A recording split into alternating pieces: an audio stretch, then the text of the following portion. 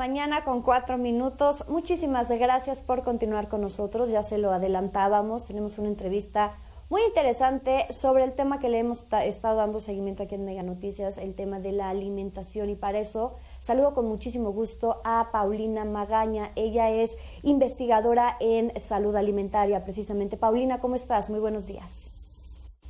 Hola Jimena, muy buenos días. Pues un gusto estar aquí compartiendo este tema con ustedes. Muchas gracias por la invitación.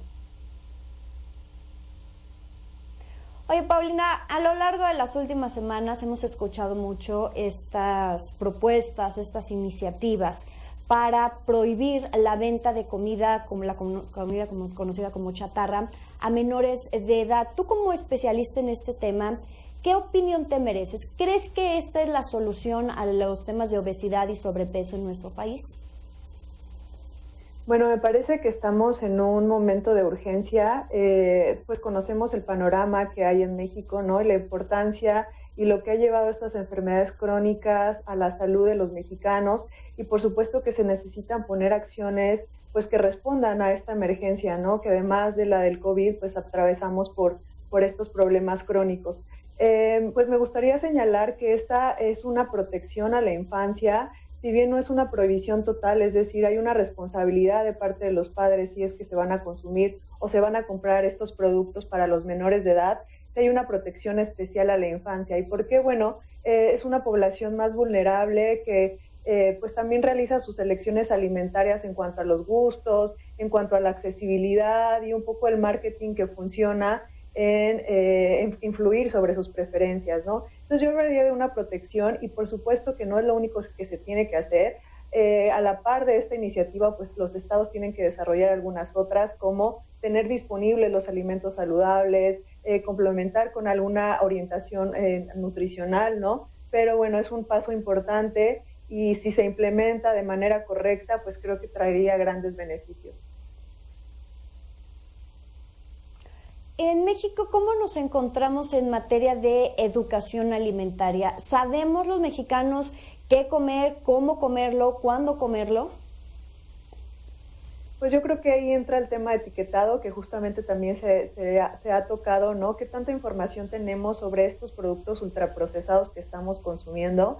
Sobre todo porque somos uno de los países que más lo consumen. En la región de Latinoamérica somos los principales consumidores de productos chatarra, y teníamos un acceso limitado a esta información con el etiquetado anterior. Entonces representa una gran ventaja tener etiquetados claros y saber qué es lo que estamos consumiendo, para de esta forma pues poder elegir entre un producto u otro, pues sobre todo por el tipo de consumo que estamos teniendo, ¿no? Se ha desplazado un poco la alimentación tradicional.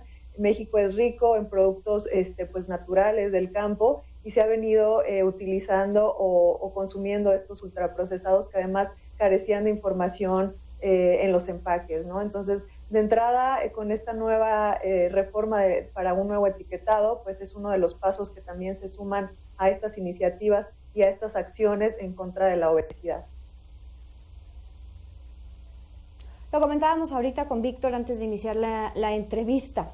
El tema de consumir uno de estos productos a la semana quizá no es tan dañino para la salud como hacerlo de manera regular, hacerlo todos los días. ¿Cuál es la recomendación que hacen ustedes los especialistas, lejos de prohibir, incorporar otro tipo de alimentos en los hábitos alimenticios? Sí, definitivamente el problema es el exceso, y es donde hemos caído, ¿no? En donde la población mexicana está en este momento en el consumo excesivo de estos productos, pero yo no te podría decir que también es una recomendación consumirlos eventualmente, ¿no? Sobre todo porque son productos que tampoco están aportando características nutricionales que nos van a ayudar a nuestra salud.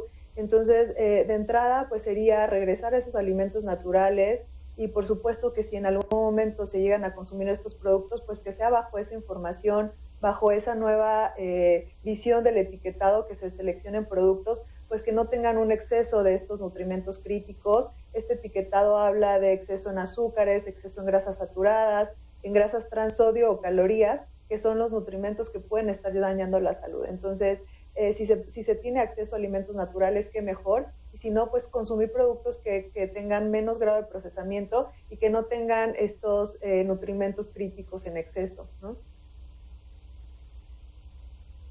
Y desde casa, ¿cómo podemos comenzar a cambiar estos hábitos? ¿Cómo podemos comenzar, sobre todo a los más pequeños, a los menores, empezarles a mostrar otro tipo de alimentación, cambiar a lo mejor la bolsita de papas por una bolsita de zanahorias? ¿Cuál es la recomendación que harías tú en este sentido a los padres de familia? Sí, esta pregunta es muy importante, sobre todo porque fomentar estos hábitos desde los niños o niñas, ¿no? Desde muy pequeños, pues trae grandes beneficios a la salud, y esto va a generar pues las preferencias futuras, ¿no? Es decir, si a un niño desde un principio se le empieza a dar las bebidas azucaradas, ¿no? Que es muy comúnmente en nuestro país, por supuesto que van a crecer prefiriendo alimentos pues cada vez más dulces, ¿no? Entonces, si nosotros los exponemos a sabores pues más naturales, que no saturen nuestras papilas gustativas, es decir, estos productos ultraprocesados pues se caracterizan por tener estos sabores intensos, ¿no? La mezcla de azúcares, sodio y grasa genera ese gusto en el paladar y lo acostumbra a consumir esos productos que cada vez es más difícil dejar de lado. Entonces la recomendación es pues cada vez consumir estos alimentos naturales que tienen sabores no tan fuertes, ¿no? Pero acostumbrar este paladar, y por supuesto la disponibilidad en nuestro país es otro de los retos que implica pues mantenerse con un peso saludable, es decir, si podemos tener acceso a estas frutas y verduras, a estos cereales integrales o a las semillas, entonces invitar a que se busque qué hay en nuestra región, ¿no? A consumir alimentos locales, naturales. Tampoco vale la pena buscar algún alimento que por costo o disponibilidad no lo vamos a tener, sino a aquellos que sí podamos tener en nuestro estado, en nuestra región, y pues acostumbrar a los niños y niñas desde muy pequeños a consumirlos, a identificarlos y a tener este gusto por estos alimentos, y no moldear sus paladares con sabores tan explosivos como son los de los productos ultraprocesados. Paulina, otro tema como sociedad es que no tenemos esa costumbre, ese hábito de acudir al nutriólogo, de acudir con los especialistas en nutrición. ¿Qué papel juegan ellos actualmente en la salud pública, con el fin de evitar enfermedades como la obesidad, el sobrepeso, que después nos llevan a hipertensión, a diabetes, a complicaciones más severas de la salud? Sí, por supuesto que los profesionales de la salud tienen un papel muy importante en cómo se orienta la población, en qué es lo que se debe consumir, pero también el entorno, o sea, esta orientación puede venir del profesional de la salud. Sin embargo, si los mexicanos nos enfrentamos a un entorno de carencia de alimentos saludables, que aquellos ultraprocesados o chatarra estén más baratos, una publicidad agresiva, o sea, es un conjunto de factores que hacen que seleccionemos un producto o un alimento distinto, ¿no? Entonces, por supuesto que esta orientación que puedan recibir la población de parte de los profesionales de la salud es muy importante, pero también se necesitan iniciativas de leyes, reglamentos que empiecen a regular estos ambientes o estos entornos alimentarios y los vuelvan más saludables, ¿no? Desde la venta de los alimentos en las escuelas, esto lo señalaría mucho porque también es uno de los puntos que traen estas iniciativas. Sabemos que ya desde hace muchos años pues se ha intentado evitar esta venta de productos ultraprocesados al interior de las escuelas, y estas leyes como la de Oaxaca vienen a reafirmar esta postura. Entonces, tener ambientes escolares libres de comida chatarra, en donde lo que se le ofrezca a los niños y niñas sean alimentos naturales, pues es muy importante, además de la orientación alimentaria que un profesional de la salud pueda hacer. Paulina, mi compañero Víctor Hugo Hernández tiene también preguntas. Víctor, adelante.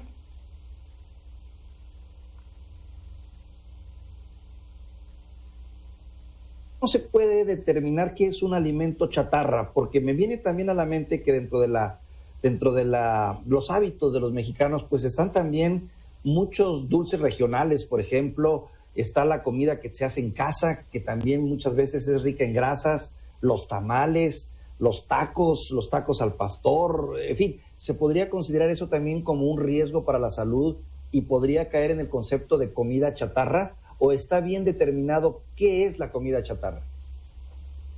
Sí, yo haría una diferencia pues principal entre unos y otros.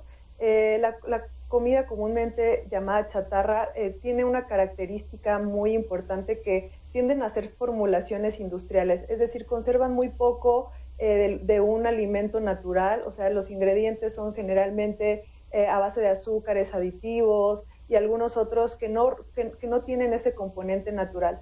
Sin embargo, pues esto que podemos llegar a tener como comida tradicional puede tener la base el maíz, el frijol, ¿no? Que conserva ciertas propiedades nutrimentales, pues tendríamos que ver cómo están siendo preparadas, quizá ahí puede haber una mejor implementación, pero definitivamente no es comparable con algo que ya es una formulación y que ya está completamente procesado y que en realidad no contiene nada de este producto original, ¿no? Podemos ver en el caso de un jugo o un néctar, en donde te dice que es de uva y solo tiene el 2% de uva, ¿no? En un producto de su 100%, solo el 2% de uva, estamos hablando que es todo menos un alimento natural, ¿no? Entonces no sucede así con los productos preparados o con los alimentos preparados, pero bueno, quizá podríamos pues regresar a esas tradiciones, por ejemplo, los tlacoyos o algunas otras preparaciones que puedan tener estos beneficios a los quelites, ¿no? Dependiendo de la región en la que nos encontremos. Entonces sí hay una gran diferencia.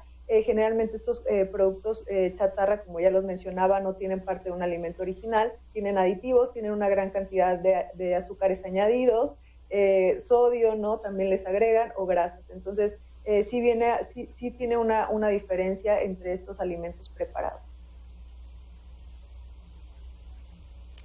Paulina, en resumen y en conclusión, estas leyes como la del etiquetado y la prohibición de la comida conocida como chatarra a menores de edad pueden ayudar, sin embargo no son la solución si se utilizan de manera aislada. Tendría que haber un todo en materia también educativa.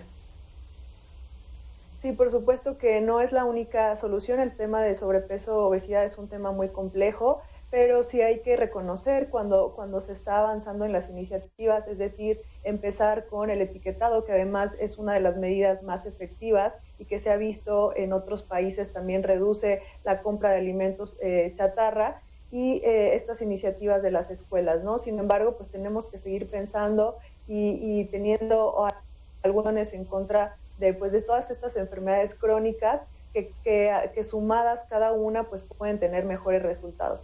Entonces, pues esperemos la implementación de este nuevo etiquetado para tomar estas mejores decisiones alimentarias y bueno, sí empezar a hacer más conciencia de qué es lo que estamos consumiendo, pues sobre todo porque hay un grave problema y lo hemos visto ahora en el COVID, ¿no? Que hemos sido una población vulnerable ante los casos más graves derivados de estas enfermedades crónicas. Paulina Magaña, investigadora en salud alimentaria, muchísimas gracias por la entrevista. Gracias a ustedes, buen día. Muy buen día, Víctor, vamos contigo, tienes más información.